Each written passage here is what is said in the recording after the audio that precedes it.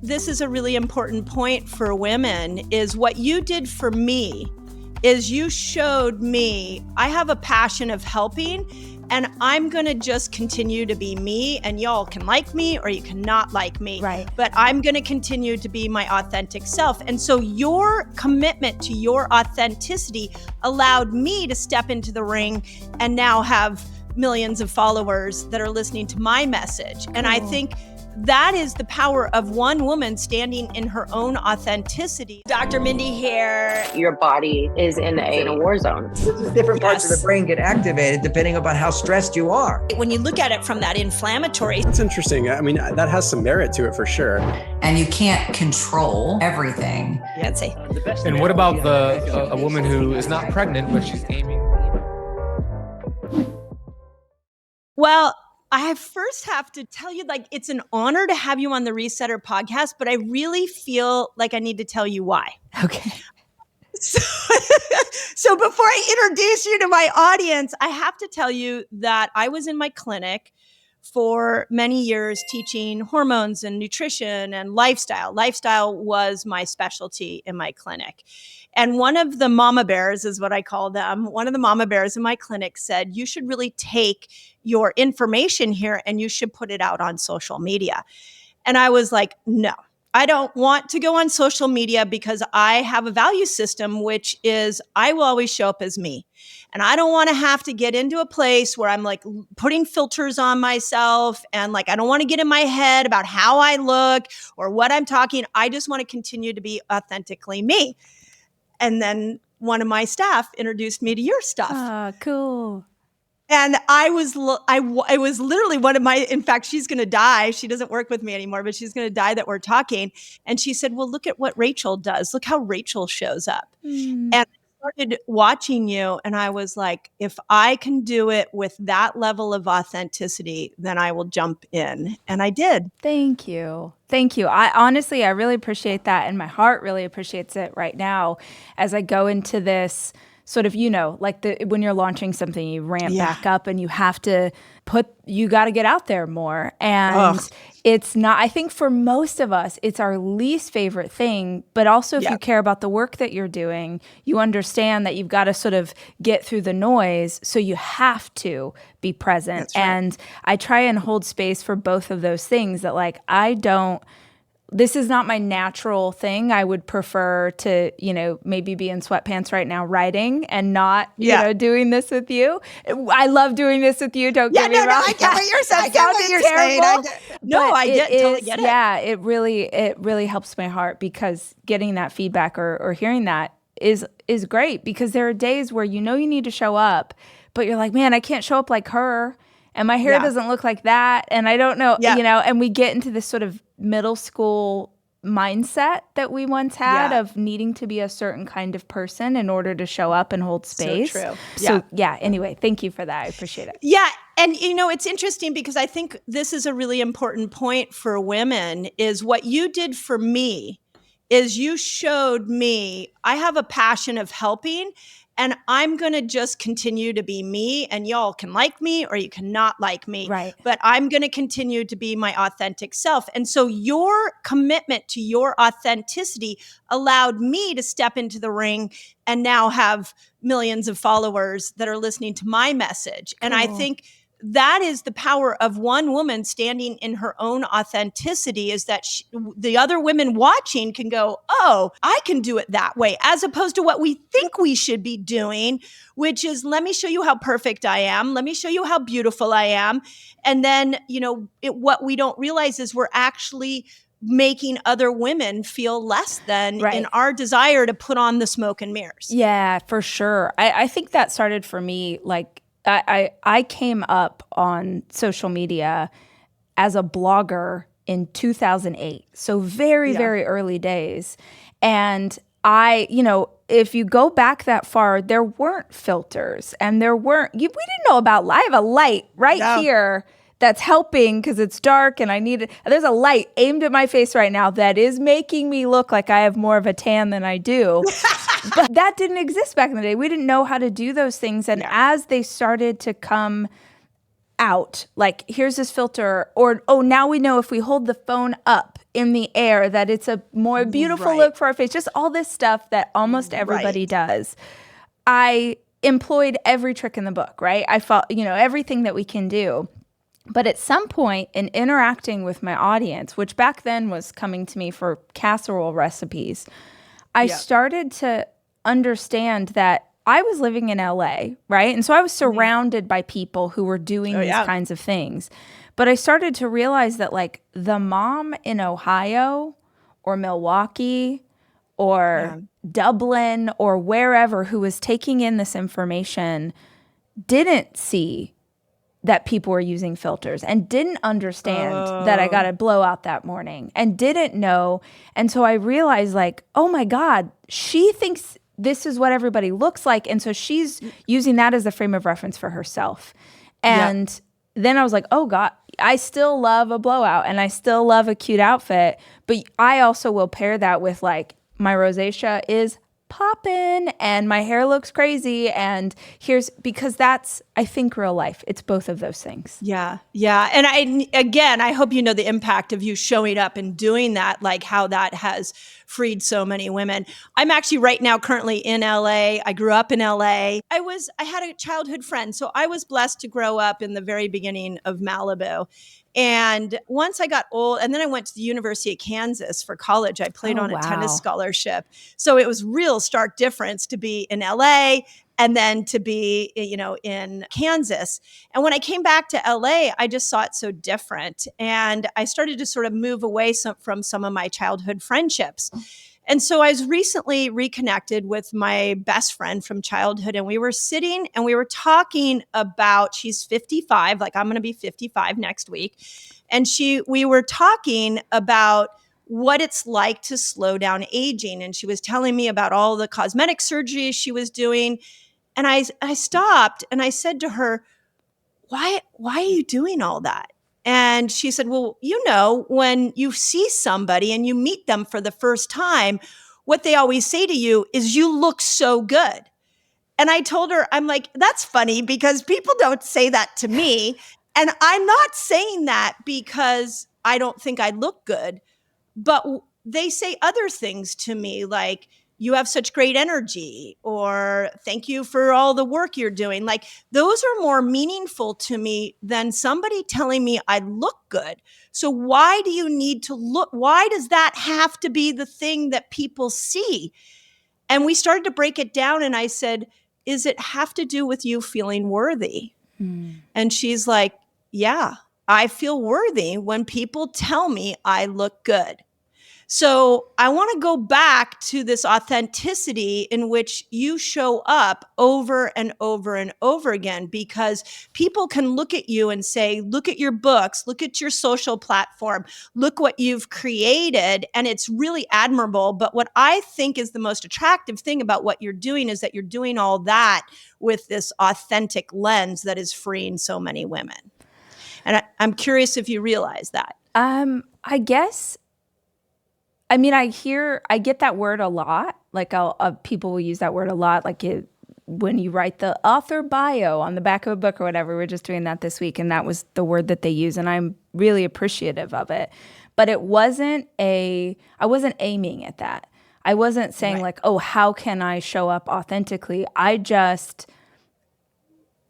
To be totally honest, I grew up in an environment, a very religious environment, and my father was a minister, and everything was about looking perfect, perfect, perfect.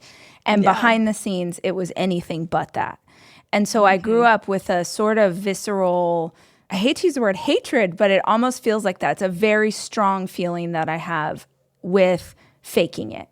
And so I just sort of, for good or bad, show up as myself, and sometimes don't think about what's flying out of my mouth or how that might sound, but the one thing I'm pretty proud of is that if you are reading my books or following me online or getting anything from what I'm doing, know that it's me. Like, the public mistakes that I've made or the things that have happened, that's me showing up as myself. And it also, in showing up as myself, I hope it means that the audience, the readers, they really know me. When people walk up to me and they know me from books or podcasts or whatever, nobody calls me Rachel. Like that is everyone's like Rach. I love which that. is what my family calls me.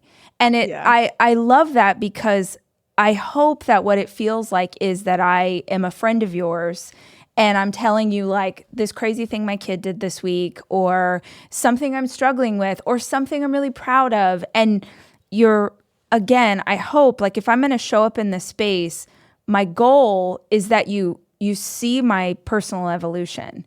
You see, how different I am today than I was 15 years ago. I hope. Because otherwise, oh my God, what are we doing? Like, why are we here? Right. So true. So true.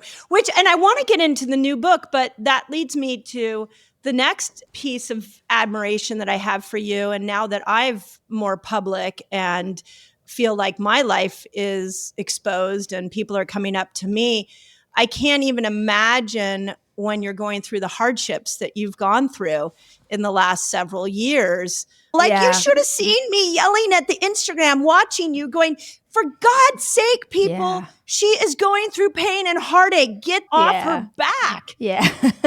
That's what I wanted to say. Yeah, thank you. How did you handle that? Oh, I don't consume anything about me. Yeah. And I haven't for years, actually. The very first book that I wrote was fiction 10 years ago.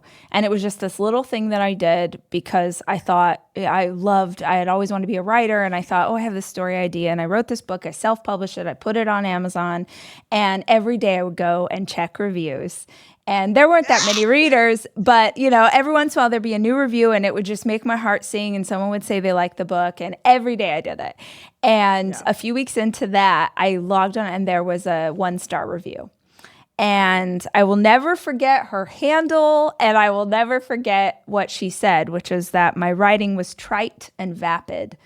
And I was gutted. It destroyed me. I was so proud of this book, and I knew it wasn't going to win a Pulitzer, but I was so proud because I finished it. And I cried for like 2 days, and I don't know why I thought I could be a writer. And I went down this whole crazy spiral, and then I realized, my God, a stranger on the internet just literally stopped the way I was living my life. Yeah. And I made the decision right then. I wish I could be that person. I feel like there are some people who are really good at receiving negative criticism and then flipping it, I'm not. I know myself and I know the emotional boundaries that I need to be able to continue to do this work, and they are to not consume anything. So good or bad. If someone has written something good about me in the last 10 years, I have no idea what it said. And if someone's written something bad, I also don't know. That it's really none of my business. I'm just like, because it has nothing to do with me. Because those things that people say are about their perception of me, or or of a brand. They don't actually know me personally. So I'm sure people did say all sorts of things. I have no idea what they were. That's beautiful. No, maybe I shouldn't have told you. No. Oh my gosh. The joke is actually Ellen has a new stand-up that's really interesting and really well done. But she has this thing where she says, I wasn't reading what people were saying about me, but that people are talking badly about you on the internet when your family and friends start texting you like, thinking about you, and you're like, oh God, what happened? But all of that to say, I made the decision a couple of years ago to just shut off comments on my social. I love that. And I had seen other women especially doing it. I don't really see a lot of men having to do it, but a lot of women doing it. Yeah. And it does make me sad because I wish that I had that interaction with this community who's been with me for so long. But there just was too much. There's too many things that pop up, and it felt a bit like it's like sort of like you invite people over to your house for a party, and then they come to your house and then start telling you how ugly your hair is or why you're a bad mom. And I'm like, I think so. Everything I'm putting out is for the audience, and I just hope that it's helpful, and I just sort of do it and let it go. Yeah. And we call that amongst my business, we call that mission hearted. that we always want to keep the mission of what we're doing. And before I am going to get into your book here, I just think that there's something remarkable about how you show up that I think is really can be an example for so many people. And one of the things that I realized as my socials grew is that on the flip side of what we're talking about, I also didn't want to define myself by the positive comments. I didn't want to define myself by the followers, because what happens one day when they go away? Yeah. You know, so it's a really weird world. And so I too just don't look at the comments and was like, I need to look at the impact and what we are doing to impact women and lift women up.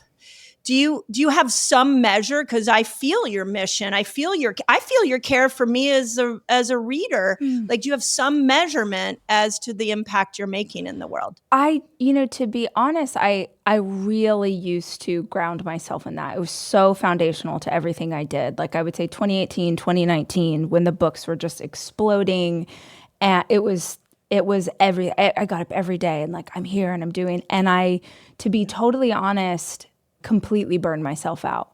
Yeah. And I burned myself out because I was tying every single day's action to my mission and my purpose for being here. And like, this is what I'm doing. And if I'm being honest, when it became about this, like, this is a bigger thing that, the universe is using me as the stuff that I would tell myself, right? I would use that to push myself physically or emotionally past places that I should have gone. And it had such an awful effect on my health. And I also would use that. I wasn't showing up as the mom that I want to be. I wasn't showing up for my friends in the way that I wanted. Like, because everything was about this bigger calling, it really allowed me. I don't know. You see, like, I love documentaries about athletes. I'm not an athlete, but I really love understanding how their minds work. And you see, like, some of the greatest athletes in the world, they really do have to shut themselves down to every other thing in their world in order to do this one thing really, really well. And I do feel like I was kind of aiming at that a bit. Yeah. Of like, I can be this person. And I just, when I've done so much work, so much therapy over the last, 4, almost 5 years, and so much inner work and spirituality and reconnecting and all of these things. And it's one of those things, I don't know if you have something like this in your life, but it's one of those things I can do well. I can do this well, and I can be this person, but it doesn't sit right in my spirit. It's not the way that I want to live, because I'm too good at chasing that. Like, I flip a switch and I'm sort of chasing an accolade, or I'm chasing an award, or It's outside in. Yeah. That's what I always say. Yes. It's outside in. Yes. And happiness is inside out, Yes. which is really, so much of what your new book is about. Exactly. So, yeah. And I'm just curious, and then we are going to dive into your new book. What drives you? Like, then because these are questions I've asked myself as I've aged. I'm postmenopausal, 55. Oh, I'm so jealous. I want to be postmenopausal so bad. Yes, you do. So bad. I can't even explain how bad I want to be there. I'm like, come on, we're good. Let's just wrap it up. Okay, so let me tell you, it's so freaking amazing for so many reasons, but let me tell you the biggest reason. Yes, please. And this is something I'm going to write about in my next book, is that what is happening in the female brain starting at 40 is that the people-pleasing neurons are being pruned away because you don't need them anymore. I feel that. And the part of the brain that just can see a more collective picture, a little bigger lens, more like the amygdala that tells you everything about fight, you have to fear, starts to calm down and gives you feelings of empathy. So literally, like, where I sit 2 years after having my last period, I'm like, I love this. Like, if you want to hang out with me, like, get ready for me to tell you what I think. Yeah. Because I'm not holding back. And if you want to say something to me that hurts my feelings, I don't really freaking care. Yeah. Like, and I'm not scanning my environment for every threat anymore. It is so amazing. I can't wait for you to be there. I need this life. I also need to not have a period anymore. There's that too. I need all of these things for me so badly.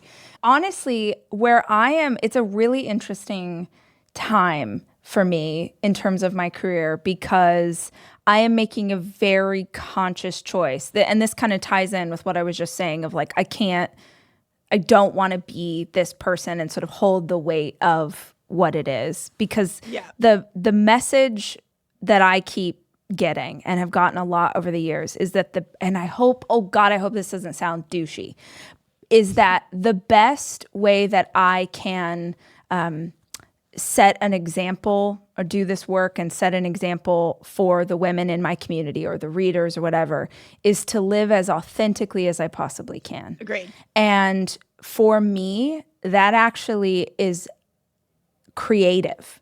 It's not, I didn't mean to become successful writing nonfiction books about how to help your life. I did not mean to do that.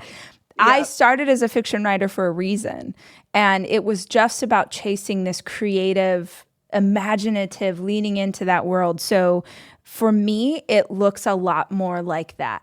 And it looks like really going back to this place that is kind of like not even kind of, is me as a little girl writing stories and drawing pictures and just like, I've heard people say this over the years, usually older and wiser women have talked about creativity and how important it is. And the more that I lean into it, the more it feels like, I don't know, an epidemic of, I would have heard this 5 years ago and been like, oh, so lame, like shut up hippie. Oh, yeah.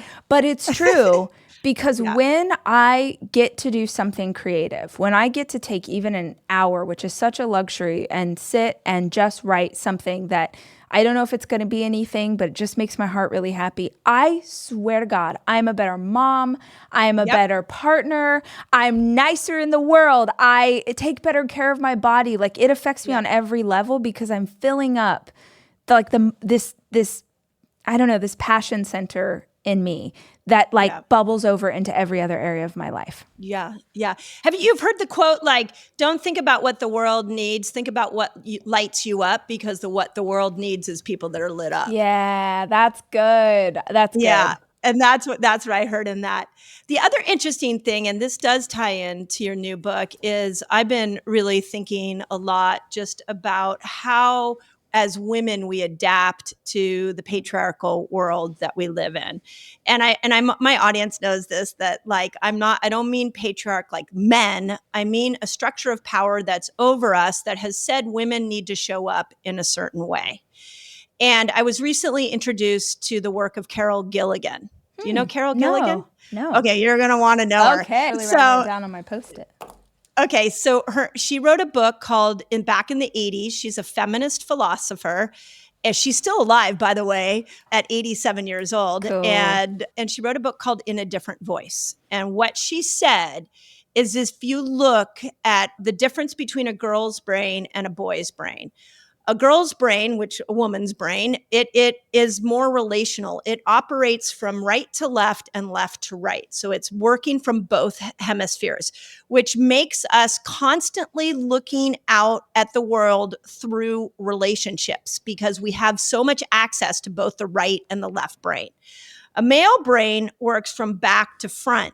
So their brain is much more linear. They think in terms of rules, how to create rules, how to break rules, again, these are, I know we live in a very, a time where there's a lot of non-binary people identifying that way. And I have mad respect for that. This is just generalizations.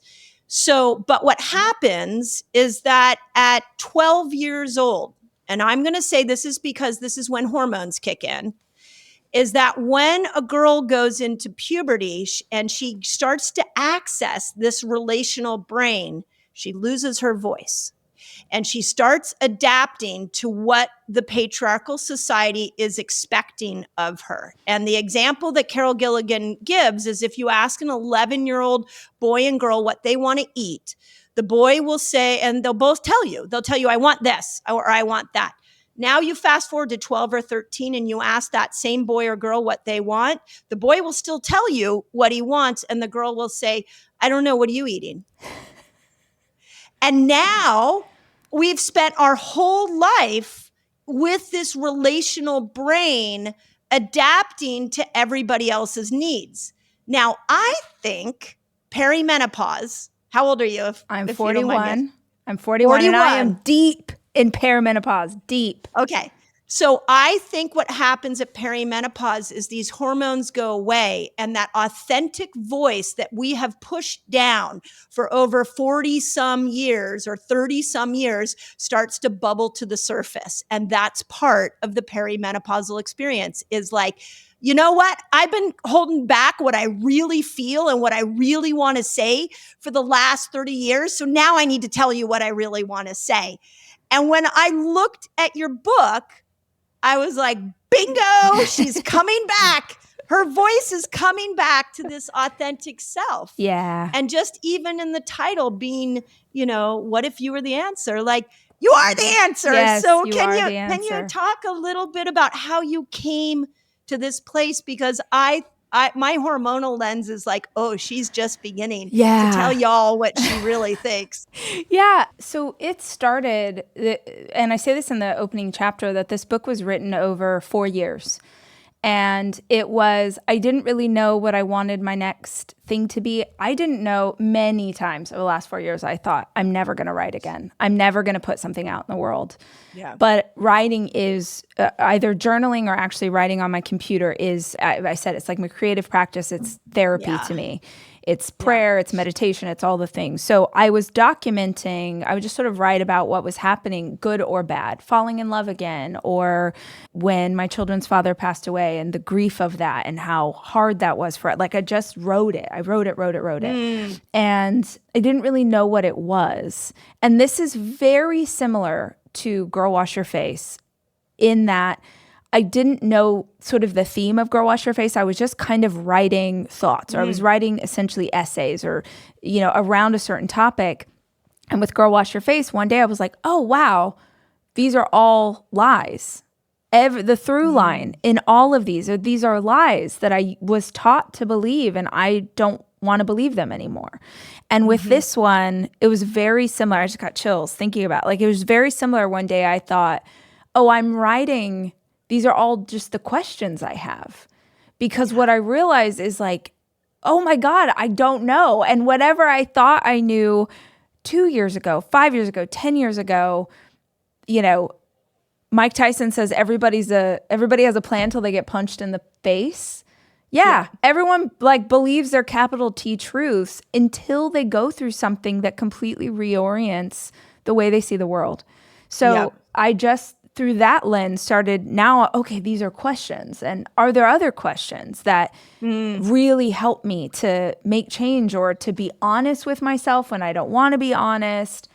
So that's what I talk about. And it was written over these 4 years of a lot of shit happened in these 4 years, but it really is funny. I think it's very funny. I want it to feel like your girlfriend just sort of telling you stories about her life and maybe making you think about yours.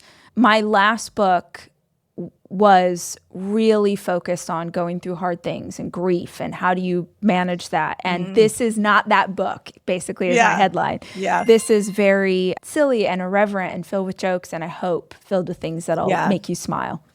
Yeah. And so with the questions, when you're asking, I love that this idea that there's 26 questions. Are you, of course, I'm sure it will be highly entertaining. I have no doubt. I can't wait to read it. But when you ask yourself these questions, are you sitting in silence and getting the answer? Or is this like you're thinking deeply about what's the meaning of life? And then months go by and you're like, oh, wait, I think I figured it out. Like, are you coming to your own conclusions? It's both, honestly. There some are questions that happened around dinner tables with wine and my girlfriends. Some are questions that with that same group that we would ask each other once a year. We will literally sit down and hold space, and here's this question that is going to make you really contemplate. So for that one specifically, the question is, we used to get together at the beginning of every year and do something called a vision cast. We'd go to like a hipster coffee shop.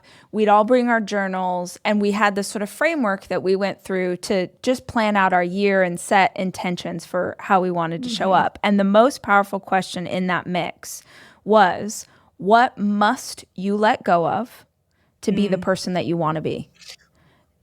Not what do you need to let go of, because you and I could probably think of like 50 things we need to let go, but what must you let go of?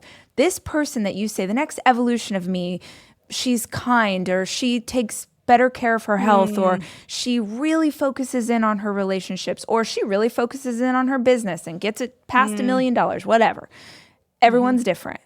But whatever that next version of you is, what are you currently holding on to, whether it's a relationship, a practice, a belief, that if you really are honest with yourself, to become this next version of you, you must let go of this thing. And with a question like that, you don't even have to commit to letting go.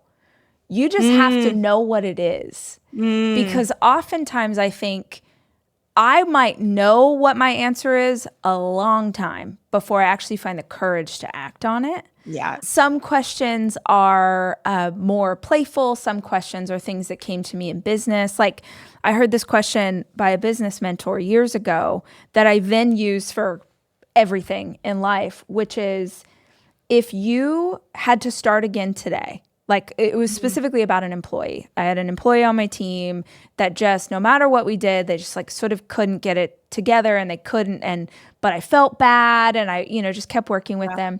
And he said, knowing what you know today, would you hire them again? Let's say you know exactly who they are. They sit down for an interview. Would you hire them again today? And I was like, absolutely not. And he said, then what are you doing? And I was like, whoa, yes. Why are they still on your team?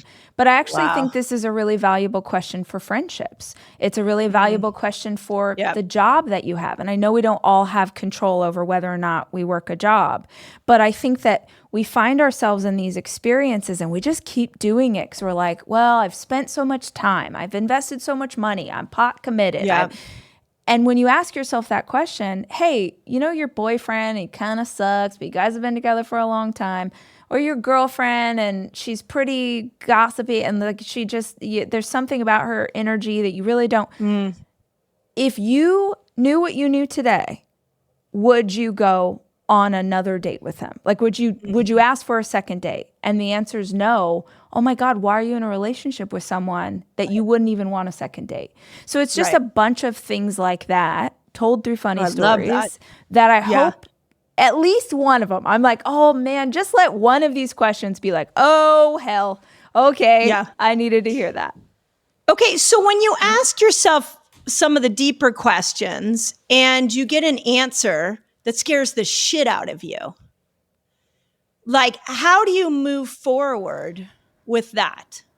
I mean, honestly, the thing that comes to mind for me, and I think a lot of women will understand this, particularly women who are perimenopausal, and you said like we get to a place where we just sort of, the people pleasing strips away, is I had, this isn't in the book, but this is just a truth, that I had an awareness in my spirit for a very long time that my relationship was unhealthy, but I could not understand why. And I mean, for years. And I talked to people and I talked to therapists and I just tried. And it was, my intuition was screaming at me, like just screaming at me for years. But I had been taught to ignore that. I had been taught, like you said, sort of outside, like, well, what do they think? And what do people prefer? And what does my family approve of? And what, all of these things were stacked against me. And it took a very long time for me to understand that these feelings I was having, the anxiety in my body, the illnesses that I was, just all of it was the stress of like, something's wrong and I'm ignoring it and pretending like it's not. And even knowing that this needed to end, it was very unhealthy on both sides, I could not find the courage to even admit that to myself. I didn't walk around for months and months and months going like, oh, I don't think this relationship works anymore. I don't think this is good for either of us. I don't think this is good for my kids. I didn't sit around with that knowledge. I just kept going. I just kept like turning it over and over. And I want to say that just in case there's anyone listening to this that find themselves in a similar place of like, something's wrong, something's wrong, something's wrong. And I remember going on a very long walk, like probably walk for 10 miles. And I was just trying to understand it and trying to figure it out. And I was turning over and over in my mind. And it was like between one breath and the next, like one step. I remember exactly where I was walking around the lake in Austin. Just one step, it was like, I have to get divorced. Like it's that. It's like, it's done. We've tried everything. It's been years. Like something's wrong. And I want to say this too. I didn't understand what was wrong until many years later. And that was once you had space. Yes, once I had space and could see with clarity. And that's something I never hear people talk about.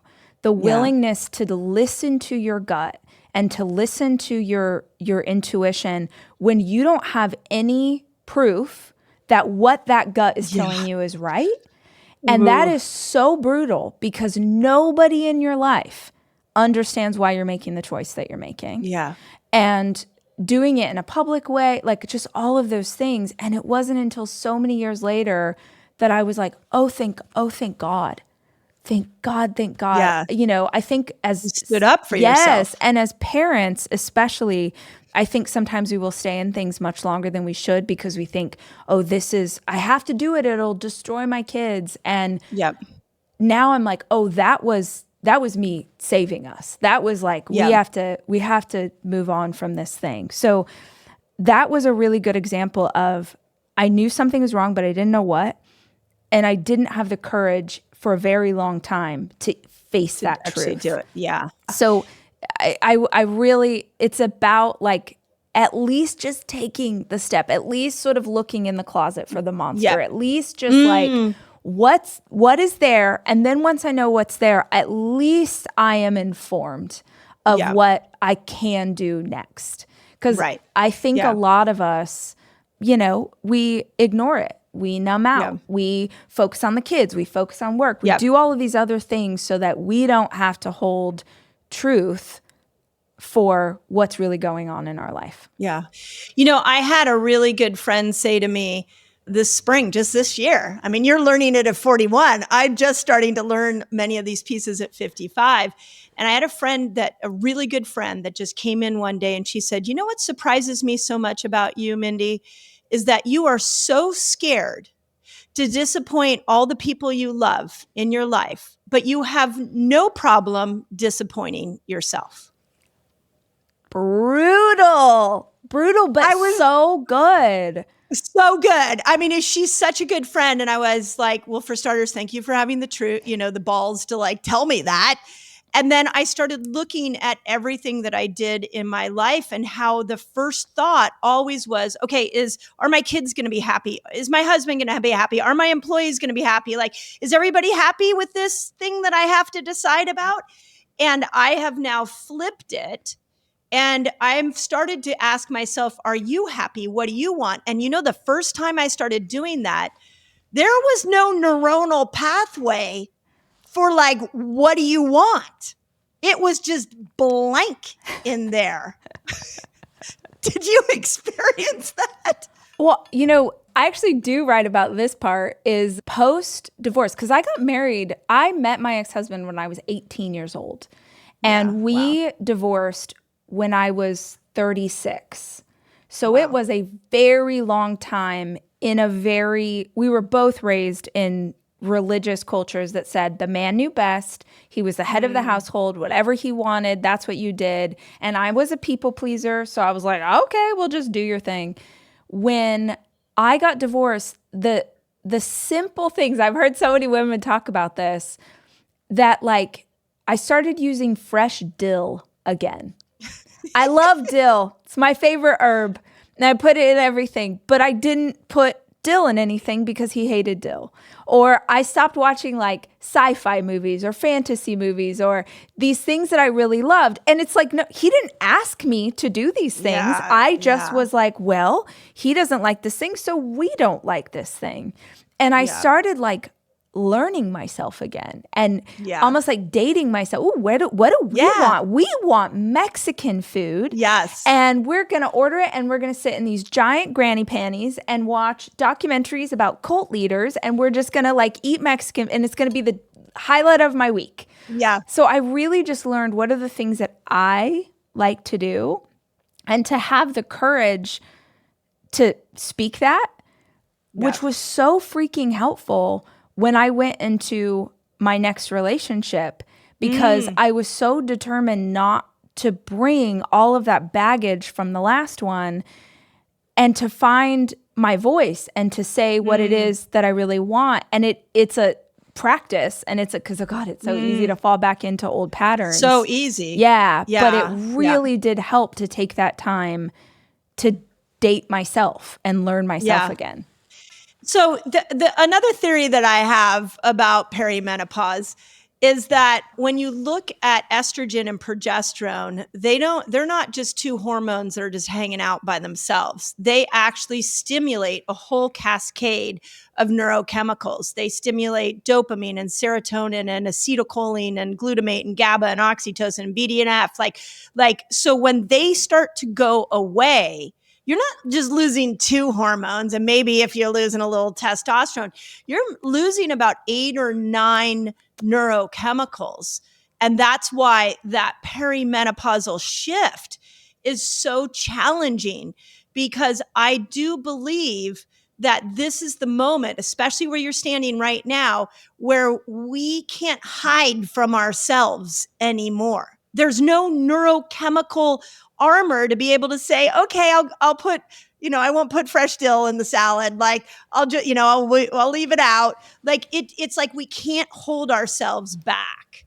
And I'm curious at 41 if you're starting to feel that, you beyond just what you did with your marriage and in your new relationship, because this is something I'm wanting more women to speak about, how there's sort of like this truth that is sitting inside of us that is like, hey, it's just going to come out now. Yeah. And I can't pretend anymore. And it's going to come out, everything from this relationship doesn't matter to me to guess what? Like my kids are 24 and 22 now. And I'm like, you're adulting. Like I'm not parenting little children anymore. You can pretty much figure that one out now. Yeah. Like you just start setting boundaries and hearing your own voice. And I'm just curious because I think a lot of my listeners are in that phase. Are you finding that in other areas of your life? And does it get easier the more you answer the calling? Yeah, I used to have so much anxiety, just debilitating anxiety, and worked on it so much and took adaptogens and like therapy. Everything that I could do to manage that. And the anxiety for me was always based in this sort of core belief that I was going to upset someone and then I was no longer safe. And I could track that back to my childhood and know exactly what that means for me. But on the surface, it would be like, oh, this person on the internet doesn't like me. And now I'm having a debilitating anxiety attack. I can't do anything else today. I'm just sort of drowning in this feeling. But at the core of that is like, someone doesn't like me. I've upset them. I am no longer safe. That's always the sort of core thing. And it really is something that has started to lift. Like, I shouldn't even say has started to lift. It's like, it's not there.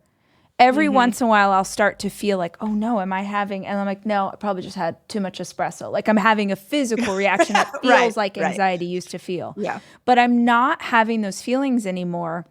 And in my head, I'm like, oh, is it because I've learned the breathing techniques and I figured out what to do? Or is it because things are stripping away and I'm like, okay, it's not, this is a huge one for me. And I think if you have any listeners who are in business or maybe they are doing work like we're doing, or, they have podcasts or books or whatever, it really is about speaking to the people that are wanting to hear what you have to say. Yes. It really is about creating for that audience that is happy you're here and is okay. And what are some tips and what could I use to help with, I'm having really heavy periods and like, what could I do? And that they really want that information as opposed to the anxiety of believing I needed to show up perfectly for everybody. And if someone didn't like me, if someone didn't like my style or my voice or what I stand for, any of those things, that now I'm creating for them. And you get into a pattern of, and I think this is true not just for work, but for life, where you're no longer trying to win, you're just playing not to lose. You talked about tennis, right? And my fiance is a massive tennis fan. So I've gotten into tennis in the last few years. It's fun. And you see this happen with players when they're at Grand Slams or that they've gotten to a certain level and they're like, all they want is to just hold on to the level that they're at. And so the biggest players, people who are like the top 10 in the world will go into a huge tournament. And some young kid who's seeded like 200 comes into the thing and takes them out in round 2. Yep. And everyone's like, oh my God, that's this massive upset. It's not. It's that the young kid had nothing to lose. They're here, they're having a good time, they're taking chances, they're wearing a crazy outfit, they're asking the girl on the date, they're, doing these things versus, oh, I have so much anxiety about getting this wrong that I'm not going to do anything at all.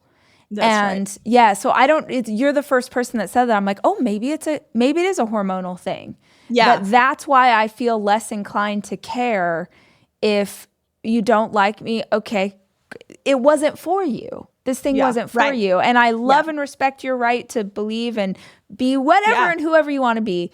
But I'm just not going to consume what you're doing because there's a person over here that does like it and that she's got to be who it's for. Yeah. Yeah. So in the book, you have a quote that's really interesting because it ties into a question I've been asking myself, and that you're not looking for answers, you're looking for wisdom.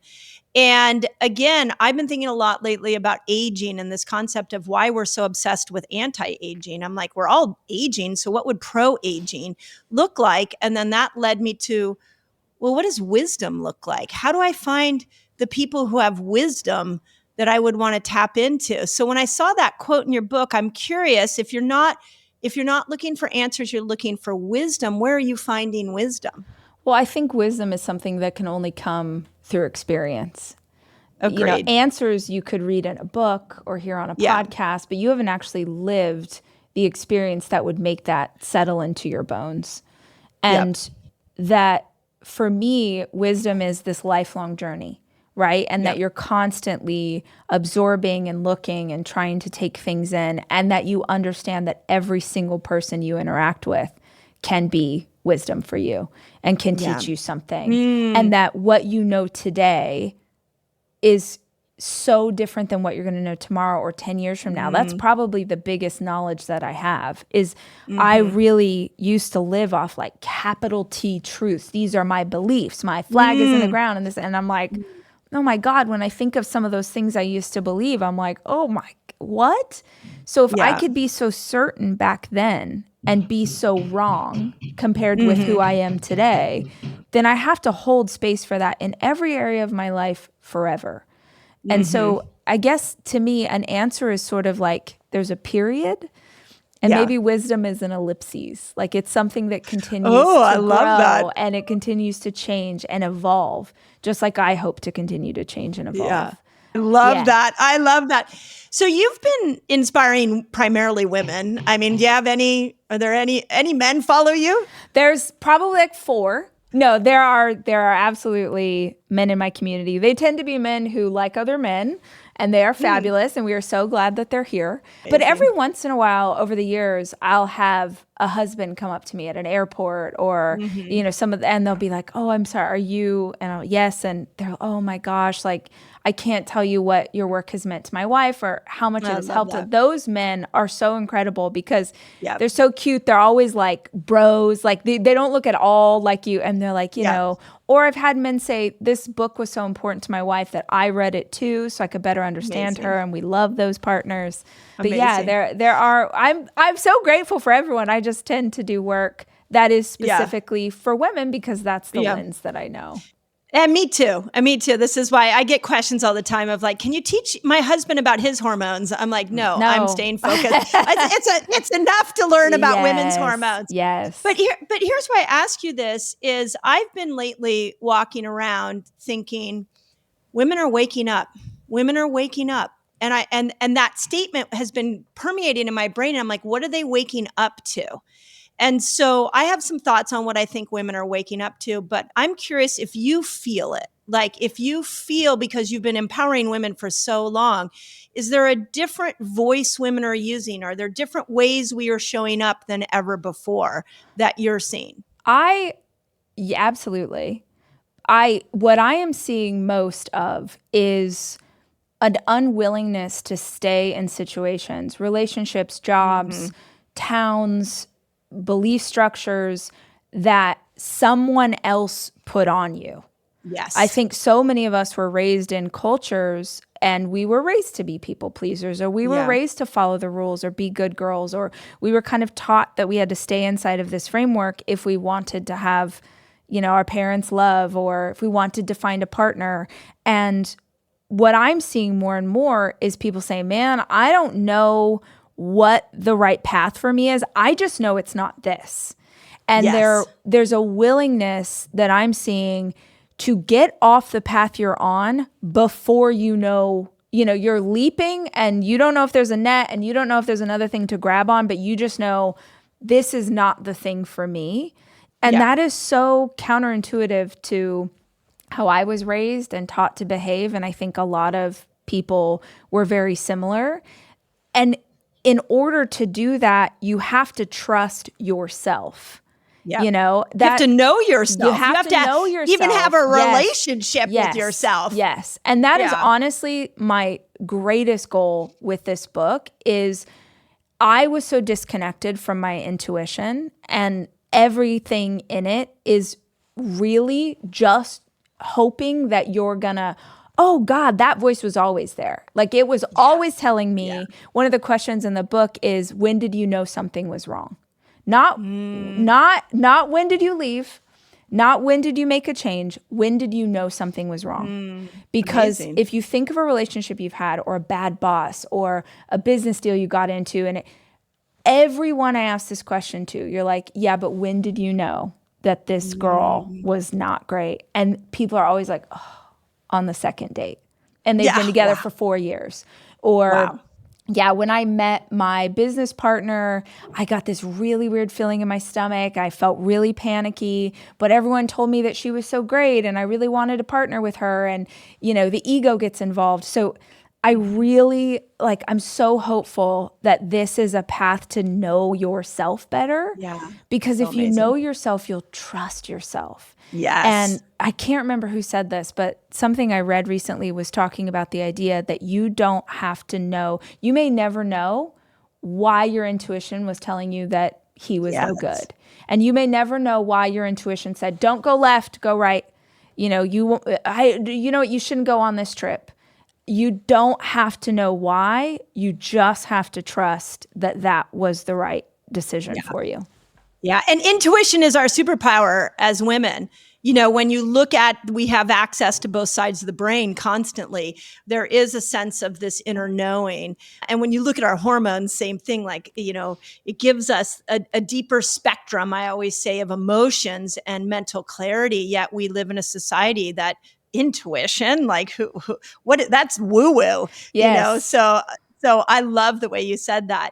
The last thing I have to tell you about this question book that you've created, that my neuroscience brain is just loving so much, and something that I really teach my community, is that when we're moving through life, often, especially in our younger years, often it's our amygdala that's making us make decisions. You talked about fight or safety. flight. Yeah. Yeah. And the amygdala is constantly saying, are you safe? Are you not safe? So if we go to the people pleasing part, like, oh my God, if I don't please this person, then I have a long history of memories that tell me that I'm not safe. Yes. And the way you get out of the amygdala is you need to move yourself into the prefrontal cortex. You cannot be in the amygdala and the prefrontal cortex at the same time.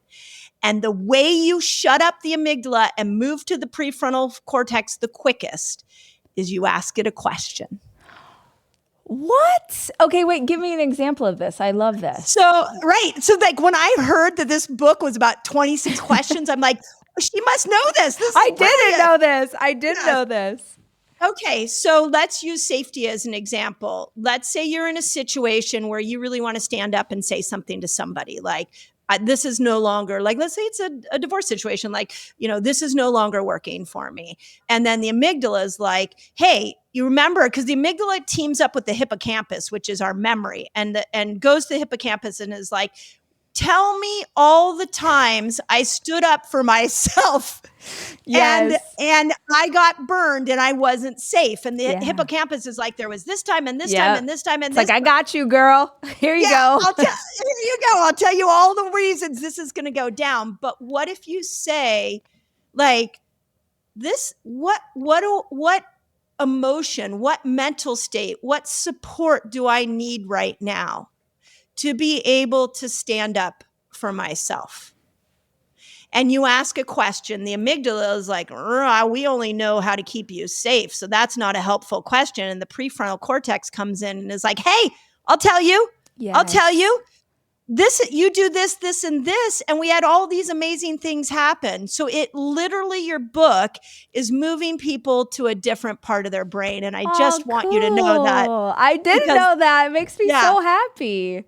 And just by sitting with that book and reading it, and as you are answering the questions, telling your story, we all will be answering the questions. And you have literally taken us out of the fight or flight brain. So I have to say thank you. Cool. Gosh, that's so, I mean, as someone who spent a large part of my life in fight or flight, that's incredible. So I love that. I love that. Now, how do people find the book? And find it anywhere. Just go anywhere to find the book. And I always narrate my own audiobooks. I actually probably am maybe a little different than other authors in that my audiobooks tend to be more popular than my physical books. I'm assuming because I have a podcast. So if you like listening, you can go grab that. But you can find it anywhere. Well, Rachel, thank you. I really appreciate Dr. Mindy. this. I really appreciate the time. Yeah, and I just keep doing what you're doing because, you lifted me up and you didn't know that years ago, and I wouldn't be sitting here if I hadn't used you as an example of what an authentic leader looks like. So keep leading us authentically. I really appreciate it. Thank you so much.